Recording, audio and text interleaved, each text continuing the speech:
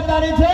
કે ગૌ માતા રાષ્ટ્ર માતા ગૌ હત્યા બંધ થાય, જેથી કરી આ ભારત દેશની અંદર ગૌ માતાના રક્તથી જે ભારતની ભૂમિ કલંકિત થઈ રહી છે, આ ભગીરથ કાર્યની અંદર તમારા સાથ